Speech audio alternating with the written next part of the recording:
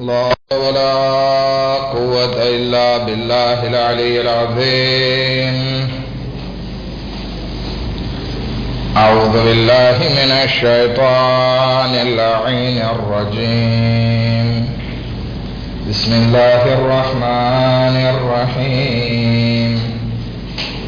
الحمد لله رب العالمين، الصلاة والسلام على سيدنا ونبينا وحبيب قلوبنا وحبيب نفوسنا وشفيع ذنوبنا جد الحسن والحسين أبي القاسم محمد.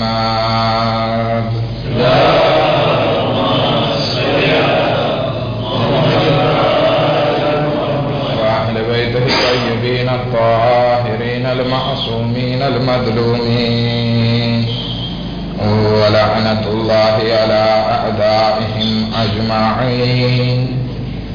أما بعد، فقد قال رسول الله صلى الله عليه وآله وسلم: بسم الله الرحمن الرحيم. لو كان العقل رجلا لكان الحسن بن علي عليه الصلاة والسلام.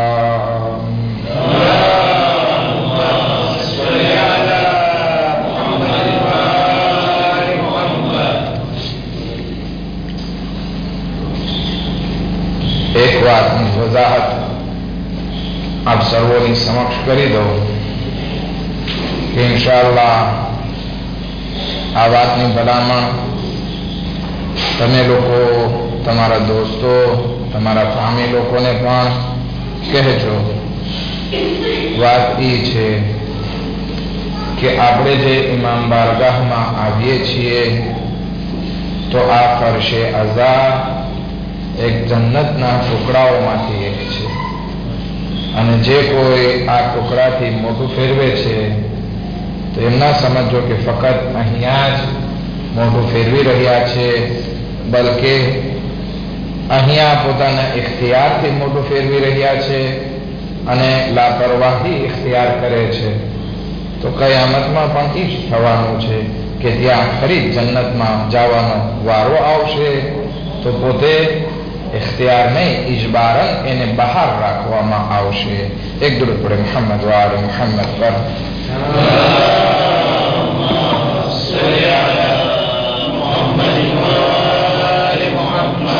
આજની રાતના ફઝાઇલ જેનો એક ભાગ હમણાં મોહસિનભાઈ આપની સમક્ષ પેશ કર્યો કે જેનો ખુલાસો એ હતો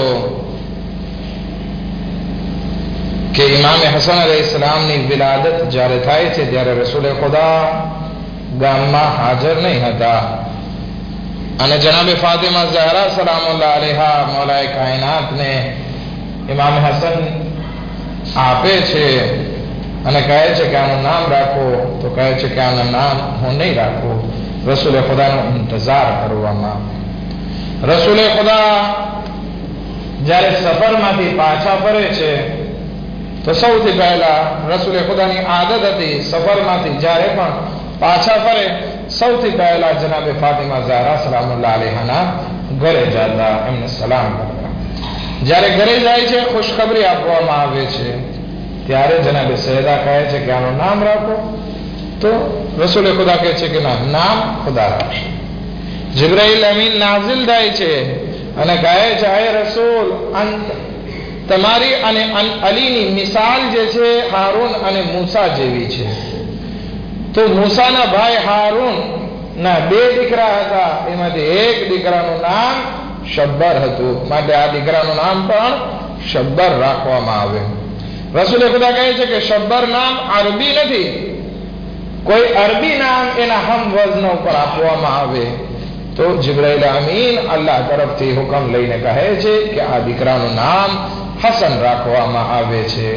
અને ઇમામ હસન અલૈહિસ્સલામ વિશે ખુદ રસૂલ ખુદા સલ્લલ્લાહુ અલૈહિ વસલ્લમ ફરમાવે છે કે લવ કાન અલ અક્લુ રજુલન, અગર જો અકલ આપણી અક્લ આપણે જેને કહીએ છીએ, શું કહો છો, મેમોર અથવા તો અકલમંદી, तो आ अक्ल ने अगर खुदावंदी आलम कोई शक्लो सूरत आपत, कोई फॉर्म आपत, कोई मानस नो फॉर्म आपत, तो ये बीजू कोई ना हो, ये हसन इब्ने अली अलैहिस्सलातु वस्सलाम हो।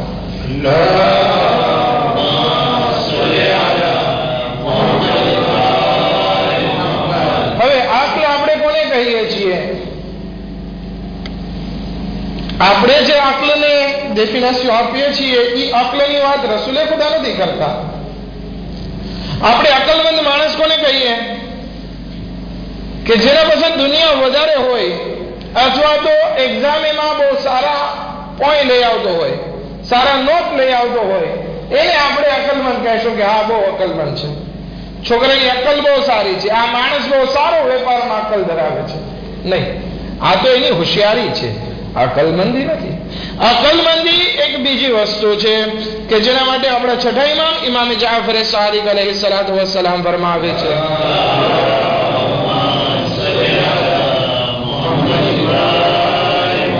અલ અક્લુ મા ઉબિદા બિહિર રહમાન. અક્લ ઈ છે કે જે ઇન્સાનને રહમાન પરવરદિગારની ઇબાદત તરફ આગળ વધારે. આપણે અગર જો બહુ વધારે પોતાની જાતને અકલમંદ માનતા હોઈએ તો સાથે જોઈ લઈએ કે આપણે ઇબાદત કરવા તરફ આપણને આપણી અકલ આગળ વધારે છે. અગર નથી વધારતી તો ફક્ત આપણી હોશિયારી કહેવાશે, અકલ કહેવાશે નહીં. હે ઉલમાઓ જે છે એ અક્કલના 3 ભાગ બયાન કરે છે. અક્કલના 3 ભાગ. પહેલી વસ્તુ, જે માણસ અકલમંદ હશે એ અલ્લાહને નેક અને સારો જાણતો હશે. આપણે પોતાને સારો જાણ્યું છે? આપણે શું કહીએ છીએ કે ખુદાયા તું મને મુસીબત આપે છે, તું સારો નથી. આપણે શું કહીએ છીએ? ખુદાયા મુસીબત માટે હું જ મળ્યો, ખુદાયા શા માટે મારા ઉપર મુસીબત? તો આપણે જે છે ખુદાને સારો માનતા નથી. અકલમંદ માણસ ઈ છે કે જે અલ્લાહને બહુ સારો માનતો હોય. દુઆના જુમલા છે, નિઅમ રબ અંતા, આય પરવરદિગાર તું મારો સૌથી સારામાં સારો ખુદા છે, બહુ સારો ખુદા છે. અને સૌથી ખરાબ બંદો હોય તો ઈ હું જ. જ્યારે કે આપણી વચ્ચે ઉલટું છે, સૌથી ઠાવકો હું અને ખુદાએ તું જ મને મુસીબત દઈ છે. ઇન્સાન માટે જરૂરી છે કે પોતાને અલ્લાહની બારગાહમાં હલકો સમજે. આ અકલમંદીની નિશાની. બીજું, ખુદાના હુકમને ખુશી સાથે, સારી રીતે, શોખ સાથે અંજામ આપે. અકલમંદ ઈ છે. માણસ ઈ છે કે નમાઝ પડવા ઉભો રહે તો આળસ ના બગા શકાય, પરાણે જાણે વાજિબાત પતાવી નાખીએ. પતાવવાની નથી, અલ્લાહની બારગાહમાં વાજિબાતને પેશ કરવાની છે. આ અકલમંદીની નિશાની છે. બીજું કે ઇન્સાન અકલમંદ હોય તો અલ્લાહની બારગાહમાં વાજિબાતને સારી રીતે પેશ કરતો હોય. અને ત્રીજું, ખુદાએ જે કિસ્મત એના માટે મુકર્રર કરેલી છે એના ઉપર રાજી રહેતો હોય. અલ્હમ્દુલિલ્લાહ, આના ઉપર બહુ ધ્યાન દેવાનું છે કે હું આટલો વેપાર કરું છું પણ ક્યાંય છેટે નથી પોકતો, ત્યાં ને ત્યાં જ રહું છું. ખુદાવંદી આલમે તારી કિસ્મતમાં આટલું જ મુકર્રર કર્યું હતું. હવે ખુદાએ જે તારી કિસ્મતમાં લખી રાખ્યું છે એના ઉપર રાજી રહે, એના ઉપર ખુશ રહે. આ એક અકલમંદીની નિશાની છે. તું અગર આગળ વધી જાય શાયદ ઈ જ તારા માટે સારું નહીં હોય, અને પરવરદિગારે આટલું જે તારી કિસ્મતમાં છે એટલું જ ખુદાએ તને નસીબ કર્યું છે, એના ઉપર તું રાજી રહી જા. તો આ અકલમંદીના 3 ભાગ છે. અને આપણે ઇમામે હસન મુશ્તબા અલૈહિસ્સલાતુ વસ્સલામની જિંદગીમાં જોઈએ તો આ 3 વસ્તુ બહેતરીન શક્લ સુરતમાં જોવા મળે છે. એટલા માટે રસૂલે ખુદા ફરમાવે છે, લવ કાનલ અક્લુ રજુલન, અગર અક્લને ખુદાવંદી આલમે ઇન્સાનની સુરત અતા કરી હોત તો ઈ ઇન્સાન બીજું કોઈ ના હોત બલકે खुद इमाम हसन इब्ने अली अलैहिस्सलातु वस्सलाम होत. एक दुरूद पढ़े मोहम्मद व आले मोहम्मद पर.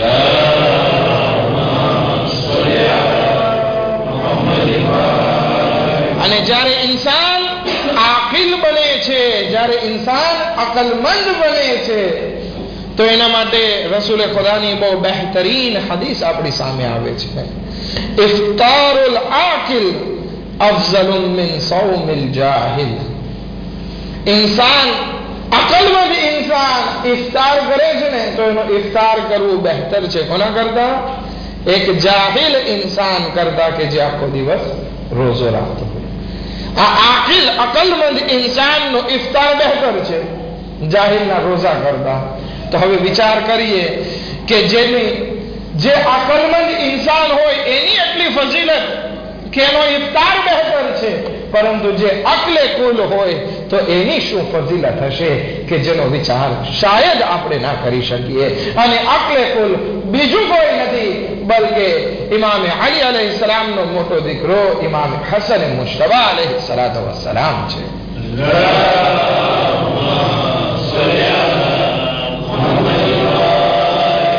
ઇમામ હસન મુશ્તબા અલૈહિસ્સલાતુ વસ્સલામની ફજીલતને આપણે અગર જો જાણવી હોય તો એમની જિંદગી તરફ નજર કરીએ. હજી બચપન અને કમસિનીનો આલમ છે, બહુ નાના એવા છે અને પોતાના બાબા અલી મુર્તઝા પાસે બેઠા છે. એવામાં ખિઝ્ર નબી આવે છે. ખિઝ્ર નબી કોણ છે? ઓળખો છો? કે જે હજી સુધી જીવતા છે. જનાબે ખિઝ્ર હજી સુધી જીવતા છે. એ મૌલાએ કાયનાત પાસે આવે છે અને કહે છે કે મારી પાસે 3 સવાલ છે, મને 3 સવાલના જવાબ ખપે છે. ઇમામ અલી અલૈહિસ્સલામ કહે છે મને તારા સવાલે નથી સાંભળવા અને મને તને જવાબે નથી દેવા. એક નબી ખુદા મૌલાએ કાયનાત પાસે આવે છે કે જે મૌલાએ કાયનાત કહે છે સલુની કબલ અન તફકિદુની, મારાથી સવાલ કરો એ પહેલા કે હું તમારા વચ્ચેથી ચાલ્યો જાઉં. કહે છે મારાથી સવાલ કરો. જનાબે ખિઝ્ર આવે છે અને કહે છે મને તારા સવાલે નથી સાંભળવા, તને જવાબે નથી દેવા. તો કે મૌલા કરું તો શું કરું? તો કે મારા દીકરા હસનથી પૂછી લે તારે પૂછવું હોય. હવે જનાબે ખિઝ્રનો જરાક ચિતાર દઈ દઉં તમને કે એ જનાબે ખિઝ્ર કોણ છે અને ખુદાએ એને કેટલું ઇલ્મ આપેલું છે. હઝરત મૂસા અલૈહિસ્સલામ ઉલુલ અઝ્મ પૈગંબરોમાંથી છે, 5 મોટા રસૂલોમાંથી છે. નામ આવડે છે ને બધાને? 5 મોટા રસૂલ ઉલુલ અઝ્મ પૈગંબરના નામ બતાવો. એ સૌથી છેલ્લા નબી મૂસા, નબી ઈસા, પછી નૂહ, હઝરતે ઇબ્રાહીમ. આ 5 મોટા પૈગંબર. એમાં હઝરતે ખિઝ્રનું નામ નથી પણ હઝરતે મૂસાનું નામ છે. એક વખત હઝરતે મૂસા અલૈહિસ્સલામને કોઈ આવીને કહે છે આય મૂસા, મને લાગે છે ખુદાવંદી આલમે તમને સૌથી વધારે ઇલ્મ આપ્યો છે, કારણ કે તમે મોટા પૈગંબર છો અને તમે અલ્લાહ સાથે વાત કરો છો તો ખુદાએ તમને બહુ જાજુ ઇલ્મ આપ્યો છે. તો કે હા, હું નબી છું, ઉલુલ અઝ્મ પૈગંબરમાંથી છું, એટલે શાયદ મારી પાસે વધારે ઇલ્મ હશે. ખુદાવંદ આલમ વહી નાઝિલ કરે છે. આય મૂસા એરર કરે છે. આજે કુરાન ખાનીમાં એ કિસ્સો આપણે પડ્યા છેલ્લે અધૂરો છે, આવતીકાલે ઇન્શાઅલ્લાહ પૂરો કરશું. હઝરતે મૂસા અલૈહિસ્સલામને કહે છે આય મૂસા, તમે એરર કરો છો કે મેં તમને સૌથી વધારે ઇલ્મ નથી આપ્યું. વાત બરાબર કે મોટા રસૂલ બનાવ્યા છે, પરંતુ સૌથી વધારે ઇલ્મ મેં મારા એક બંદાને આપ્યું છે. એની મુલાકાત કરવી હોય જાઓ અને એની પાસે શીખો. હવે તમે કે એને જુઓ કે મેં એને કેટલું ઇલ્મ આપ્યું છે. હઝરતે મૂસા પોતાના એક સાથી સાથે જાય છે અને એ રસ્તાની વાત છે બધું છેવટે એના પાસે પહોંચે છે અને કહે છે કે હું તમારા સાથે રહેવા ચાહું છું કે તમારાથી ઇલ્મ હાસિલ કરી શકું. કહે છે મૂસા, તું મારા સાથે સબ્ર નહીં કરી શક? તો કે હું કરીશ ઇન્શાઅલ્લાહ. તો કે મારી એક કન્ડિશન છે, હું જે કાંઈ કામ કરું એમાં બોલ કરવાનો ચૂપ રહેવાનું. હઝરતે મૂસા કોના પાસે જાય છે ઇલ્મ હાસિલ કરવા માટે? જનાબે ખિઝર પાસે, અને 3 વસ્તુ શીખે છે. ચૂપ નથી રહી શકતા. એ વાક્ય ઇન્શાલ્લાહ ફરી કોઈ વખત. 3 વસ્તુઓ તમને ખ્યાલ હશે કે એક છોકરાને કતલ કરી નાખે છે, એક હોડીમાં ખાડો કરી નાખે છે, એક દીવારને ચણે છે. હઝરતે મૂસા 3 વખતે બોલી નાખે છે અને પછી જુદા પડે છે. તો ઓલુલ અઝ્મ પૈગંબર કે જે જનાબે ખિઝર પાસે, મોટા રસૂલ કે જે જનાબે ખિઝર પાસે ઇલ્મ હાસિલ કરવા જતા હોય, ખિઝર અહેલે બેતના દર પર આવે છે અને કહે છે મોલા મને 3 સવાલ પૂછવા છે. ઇમામ અલી અલૈહિસ સલામ કહે છે મારા દીકરા હસનથી પૂછો. ઇમામે હસનની ઉંમર પણ કઈ મોટી નથી, બલકે નાના એવા છે, કમસિન બાળક છે, એનાથી સવાલ. પણ જનાબે ખિઝર જાણે છે કે આ કોઈ સામાન્ય ખાનદાન નથી, બલકે નૂર અને માદને ઇલ્મનું ખાનદાન છે. તો એના બચ્ચા પણ ઇલ્મના માલિક છે, ઇલ્મે લદુન્નીના માલિક છે. તો એનાથી પૂછવામાં મને કઈ શરમ ના હોવી જોઈએ.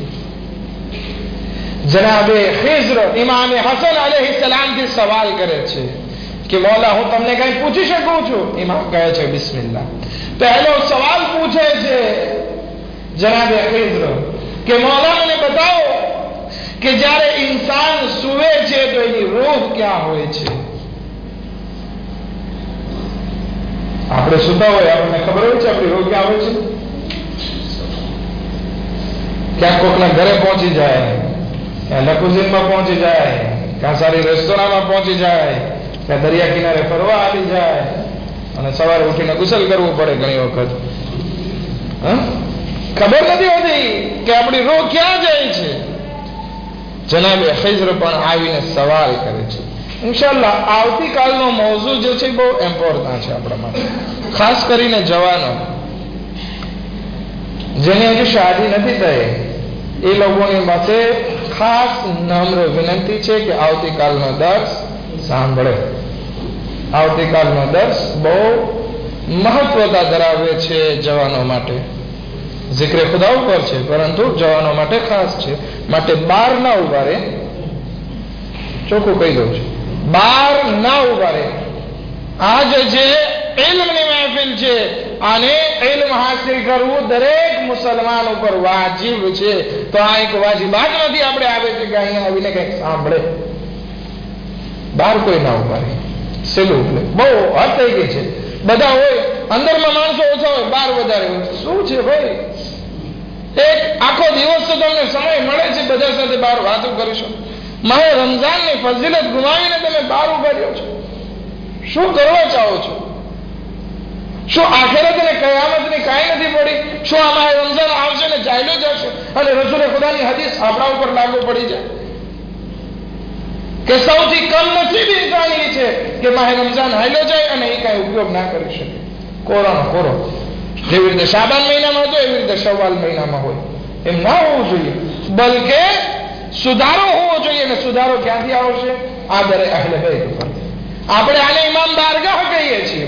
શું આપણે ઇમામે ઝમાના અલૈહિસ સલામ આવશે અને ઇમામે ઝમાના અલૈહિસ સલામ એના ઘરમાં હોય અને આપણે બહાર ઉભા ઉભા વાતો કરતા હોય? છે પોસિબલ? આપણે તમન્ના કરશું કે આપણને ક્યારે અંદર જવા મળે, ઇમામ સાથે મુલાકાત કરવા મળે. અને આ મજલિસે અહેલે બેત થતી હોય ત્યારે અહેલે બેત બધા આવતા હોય. આપણી આંખો નથી જોઈ શકતી, નકર અહેલે બેત તો બધી જગ્યાએ જ્યાં ઝિક્ર અહેલે બેત થતો હોય ત્યાં અહેલે બેત હાજર હોય છે. અને આપણે બહાર ઉગાડી શરમજનક વાત કહેવાય. ખરેખર રહેમત એક ગુરુ પર મોહમ્મદ વાલે મોહમ્મદ પર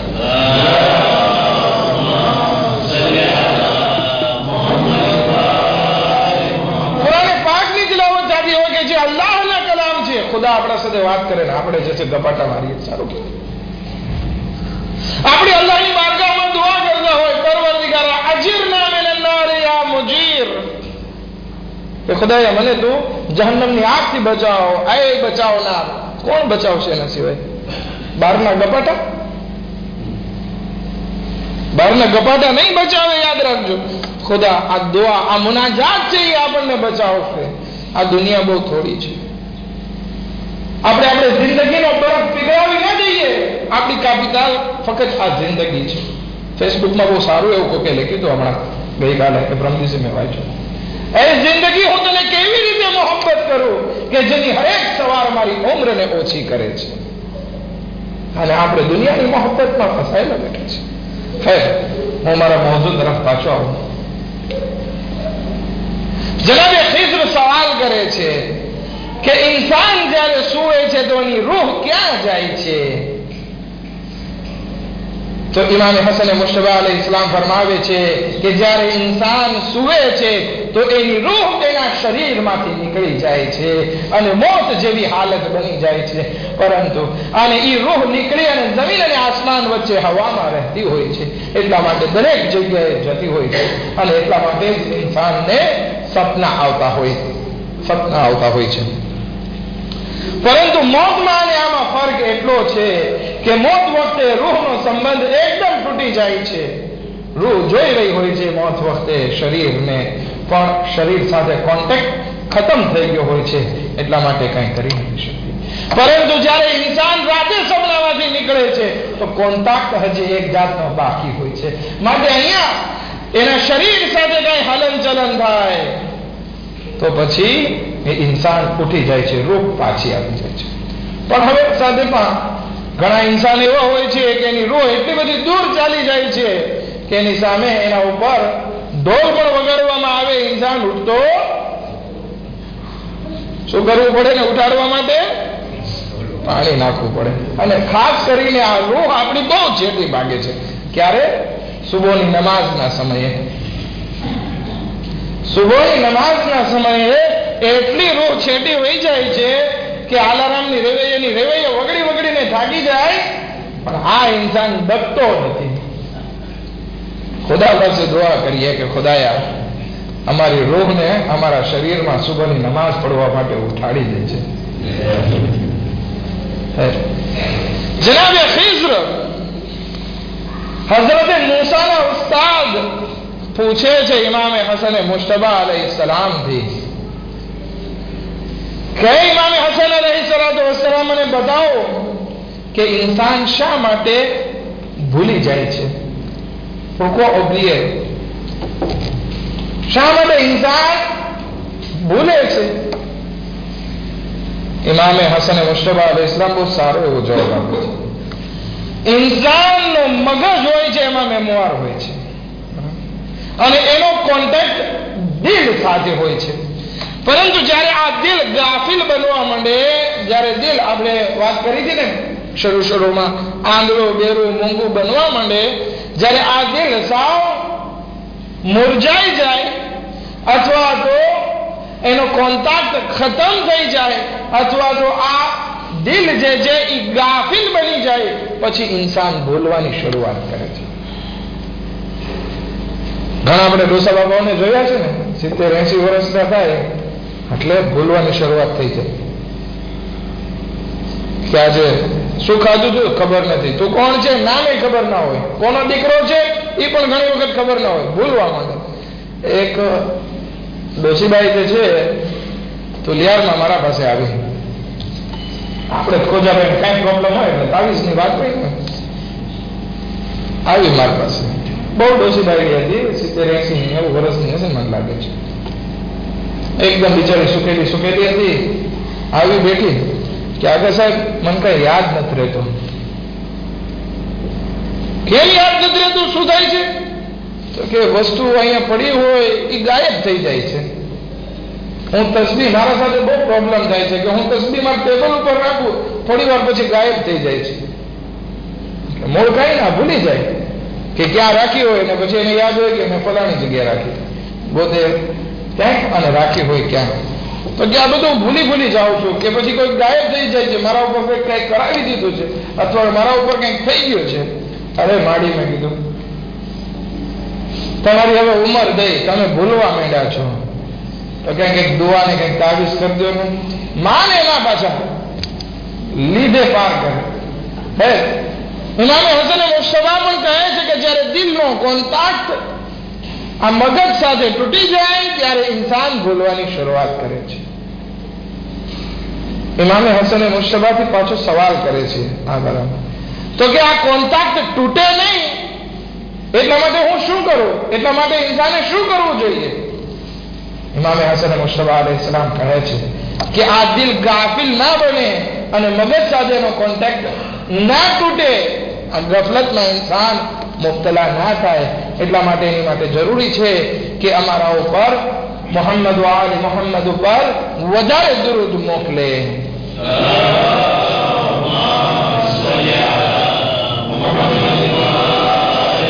જ્યાં સુધી આ દિલમાં મોહબ્બત અહેલ બેત હોય છે, એ દિલ કોઈ દિવસ ગાફિલ નથી થતું.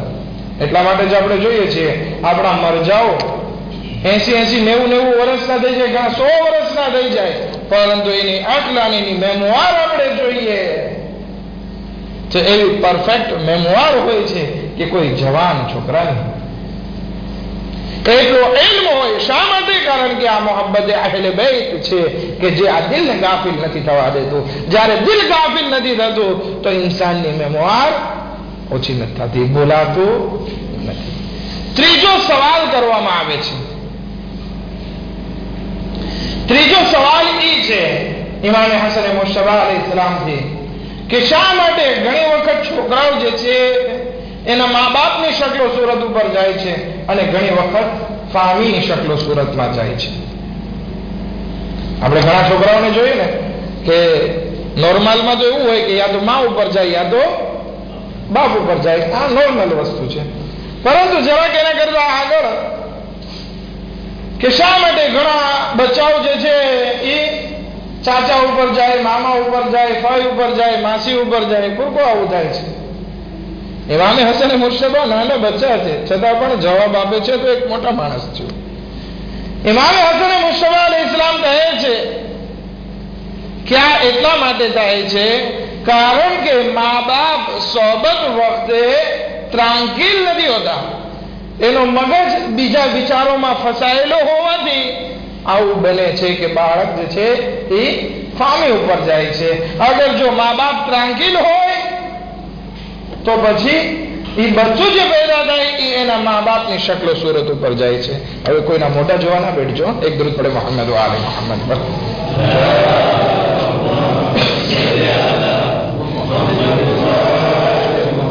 ના પાડું છું તો એક બીજાની તરફ જોવે છે. એક દરૂદ પડે મોહમ્મદ આલે મોહમ્મદ પર.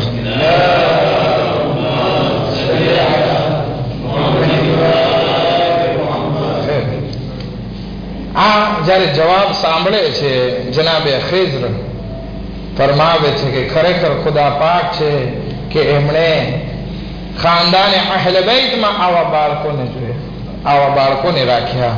અહેલ બેત અલૈહિસ્સલામમાં ખરેખર ઇલ્મનો ખજાનો રાખ્યો છે. આ કહીને રૂખસત થાય છે. વિચાર કરીએ કે જે જનાબે મૂસા અલૈહિસ્સલામના ઉસ્તાદ હતા એ ઇમામે હસન મુશ્તબા અલૈહિસ્સલામની કમસીનના આલમમાં એમની શાગિર્દી ઇખ્તિયાર કરે છે.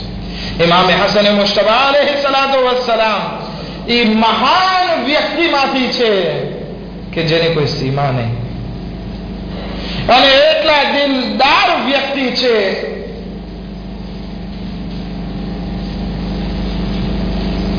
કે હંમેશા એમના ઘરે સુફરાઓ બિછાયેલા રહેતા હતા કે ગરીબો હંમેશા આવી અને એમને ત્યાં ખાવાનું ખાતા.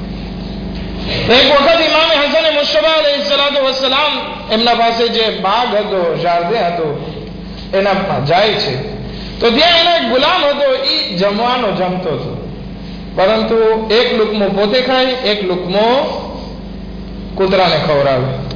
ઇમામ આ જોઈને અજબ થાય છે કે આ પોતે ખાય છે ને એક ખવડાવે છે. ઇમામ કહે છે કે શું તારા પાસે ખાવાનું વધારે છે?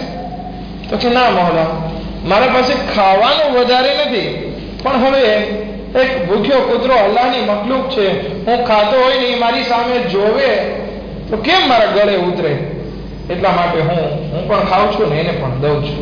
ઇમામ એની વાત ઉપર એટલા ખુશ થાય છે, કહે છે કે મેં તને રાહે ખુદામાં આઝાદ કર્યો. ઇસ્લામ હતો ઇમામ. ઇમામ કહે છે મેં તને આઝાદ કર્યો, એટલું જ નહીં બલકે આ જારદે આ વાડી છે એ પણ મેં તને કદોમાં આપી. હવે તું, તારો કૂતરો અને તારી વાડી તમે તમારી જિંદગી આબાદ રીતે ચલાવો.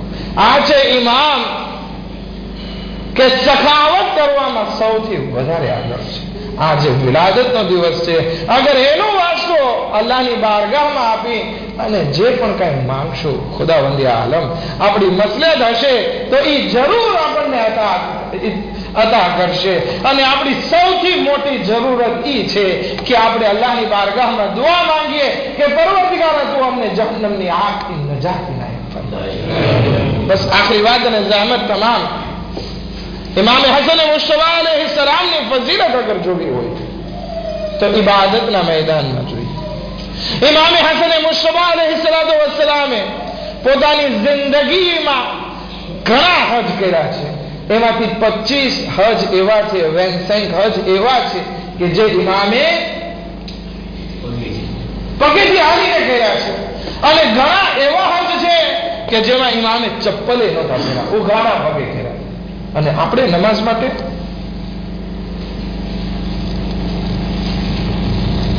હોટલ ના હોય તો નમાઝ પડવા કેમ જવાનું? ફૂસફૂસમાં બેસીને થોડું જવાશે, ટેક્સીમાં થોડું જવાશે કે નમાઝ પડવા.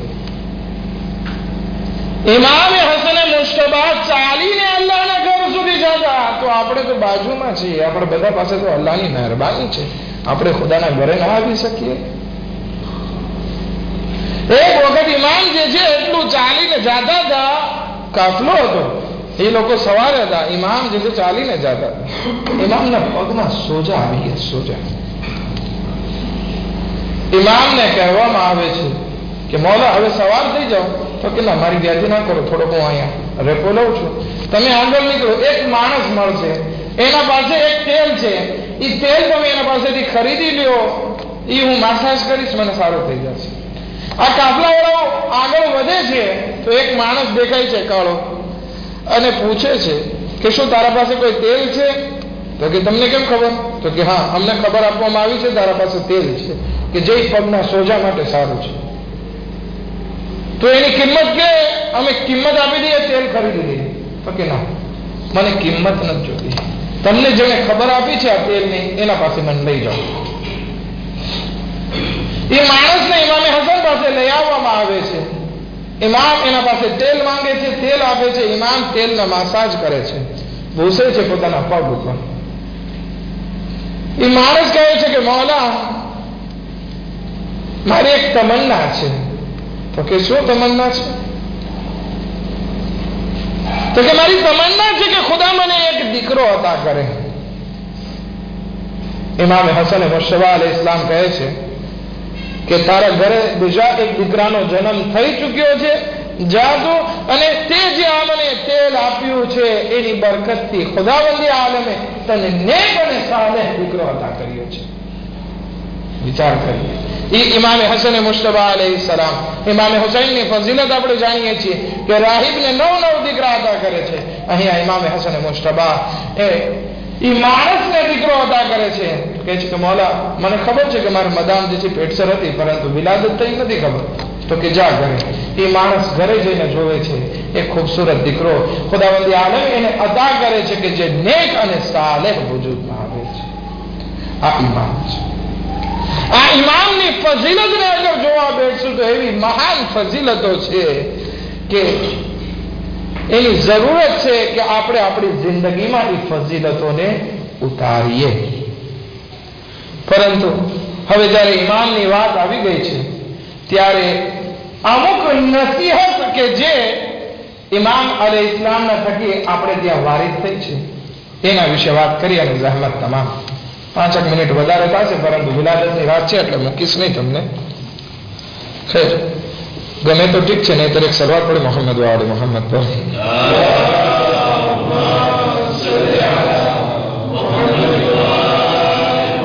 એક માણસ આવે છે ઇમામને, વાક્ય થોડોક તમે સાંભળેલો, બુરું ભલું કહે છે. ઇમામ એનો હંમેશા અખલાકથી જવાબ આપે છે, સારો એવો જવાબ આપે છે. એ માણસ કહે છે કે મૌલા, તમે આટલા અખલાક વાળા છો અને મેં તમને બુરું ભલું કીધું, બરાબર નથી કર્યું, માફી માંગુ છું. ઇમામ કહે છે કે મને કઈ દિલ ઉપર મેં નથી લીધું, મેં માફ કર્યો તને. કહે છે નહીં મૌલા, હું ચાહું છું કે તમારો દોસ્ત બનો. ઇમામ કહે છે કે 3 કન્ડિશન છે અમારી દોસ્તી માટે. 3 કન્ડિશન છે. એ 3 કન્ડિશન હોય તો તમારા સાથે દોસ્તી કર, વાયદો કર કે તું આ કન્ડિશન નિભાવીશ. એમાં પહેલી કન્ડિશન જે ઇમામ બયાન ફરમાવે છે, ઇમામ ફરમાવે છે કે તું મારી સામે મારા વખાણ નહીં કર. મતલબ શું થયો? ચાપલુસી નહીં. આપણે દોસ્તોની ચાપલુસી બહુ કરતા હોય, એ કરજો તો ના થાય, આમ છે તેમ છે. ખોટી ચાપલુસી ઇમામ કહે છે કે મને પસંદ નથી. ઇમામે સાદિક અલૈહિસ્સલામ ફરમાવે છે કે મારો સારો એવો દોસ્ત ઈ છે કે જે મારા ઐબને મને હદિયો કરે. ઇમામના તો કઈ ઐબ નથી, પણ ઇમામ આપણા માટે ફરમાવે છે તમારો સારો દોસ્ત ઈ છે કે જે તમને સુધારતો હોય, ના કે ફક્ત તમારા વખાણ કરતો હોય. ઇમામ કહે છે મારી સામે મારા વખાણ કરવાના નહીં. બીજો, મારી પીઠ પાછળ મારી ગીબત પણ કરવાની નહીં. આપણે ખોજા સમાજમાં આ બહુ મોટી બીમારી છે. શું કરીએ છીએ? સામે હોય ત્યારે કે કાંઈ ઓલા ઉપર કઈક મુસીબત કે કઈ પ્રોબ્લેમ આવ્યો હોય તો કે દીકરા વ્યાધિ ન કરજો ને, આમ છે ને તેમ છે ને ફલાણું ને, આપણે એને દિલાસો આપીએ છીએ. હજી એ પીઠ ફેરવી હોય, 30 કદમ 40 કદમ ના ગયો હોય, ફરિશ્તા હોય 40 કદમ પછી સવાલ પૂછે છે. આ તો હજી ઓલાની પીઠ પાછી ફરે અને શરૂ થઈ જાય આ લખણનો જ ખોટો છે એટલે આમ થયું. અરે બાપા, હમણાં તો તું એના મોઢા ઉપર વખાણ કરતો હતો, હમણાં તો એવો એનો દિલ સોજ હતો કે એમ લાગતું હતું કે એને ઘણી તારાથી હિંમત મળશે, અને અત્યારે મોટું ફેરવું છે એટલે લખણનો ખોટો છે. એનો બાપે આવો હતો, એની માએ આવી હતી, આપણે શરૂ થઈ જઈએ છીએ. ઇમામ કહે છે કે મારી બીજી કન્ડિશન એ છે કે ગીબત ના કરજો. મારી ગીબત મારી પીઠ પાછળ ના કરજો. અને કોઈ પારકો, કોઈ આપણો દુશ્મન આપણી ગીબત કરે એ આપણને સમજાય, પણ જેની સાથે આપણે ઉઠતા બેઠતા હોય, જેની સાથે આપણે નમાઝ પડતા હોય, જેની સાથે આપણે ઇબાદતો કરતા હોય, જેની સાથે આપણે કુરાન પડતા હોય, જેની સાથે આપણે દર્સ સાંભળતા હોય, જેની સાથે આપણે ઉઠક બેઠકને વ્યવહાર રાખતા હોય, એ આપણી ગીબત કરે તો આપણી વેલો સમાજમાં કેટલી ગતિ પડે. એમાં કહે છે મારી ગીબત ના કરજો. ત્રીજી અને આખરી વસ્તુ સહેમત તમામ ઇમામ ફરમાવે છે, એ ત્રીજી વસ્તુ મને કોઈ દિવસ ખોટો ના લેજે. આ એક સમજવા જેવી વાત છે કે શા માટે ઇમામ કહે છે કે મને ખોટો ના લેજે. ઘણી વખત જે છે આપણે દોસ્તી કરતા હોઈએ છીએ પણ એને ખોટો લેખતા હોય છે કે આ સમાજના કારણે આપણે એની સાથે દોસ્તી કરતા હોઈએ છીએ પણ એને આ સાવ ખોટા બોલો છે. અગર ખોટા બોલો છે તો તું એની સાથે દોસ્તી ના કર. અગર જો ખોટા બોલો નથી તો તે એની સાથે દોસ્તી કરી. હવે દોસ્તી કરી અને તો એને સાચો લેખે છે જાહેરમાં અને દિલમાં ખોટો લખે છે તો આ થઈ ગઈ મુનાફિકત. ઇમામ અલૈહિસ્સલામ અહીંયા એ જ કહેવા માંગે છે કે મને ખોટો ના લેખજે. એનો મતલબ શું થયો? મારા સાથે મુનાફિકત ના કરજે. મોઢામાં ગુજરાતીની કહેવત છે મુંહ મેં રામ ને બગલ મેં છુરી, કે મોઢામાં ખુદાનું નામ લેતો હોય ને બગલમાં છરો રાખીને બેઠો હોય, એવું ના કરજે. જે તારા દિલમાં હોય એ જ તું તારા મોઢા ઉપર રાખજો, ખોટું મારા પાસે ના બોલજે. અને અલ્હમ્દુલિલ્લાહ આપણે કોશિશ કરીએ કે આ ત્રણ વસ્તુ આપણે આપણામાં ઉતારીએ કે જેથી અહેલે બેત अलैहिस्सलामના દોસ્ત બની શકીએ. ખુદાએ બહક મોહમ્મદ વ આલે મોહમ્મદ અમને તૌફીકાત નસીબ ફરમા કે અમે અહેલે બેતના નકશે કદમ ઉપર સારી રીતે ચાલી શકીએ, એમની સીરતને અમારી જિંદગીમાં ઉતારી શકીએ. ખુદાએ અમારા ગુનાહને કબીરા સગીરાને અહેલે બેત अलैहिस्सलामના તફૈલમાં માફ ફરમા. ખુદાએ બહક મોહમ્મદ વ આલે મોહમ્મદ ઇમામ ઝમાન અલ-ઇસ્લામના ઝુહૂરમાં જલ્દી જલ્દી આજીલ ફરમા અને મોમિન અંસારોમાં શુમાર ફરમા. રબ્બના તકબ્બલ મિન્ના ઇન્નકા અંતસ સમીઉલ અલીમ.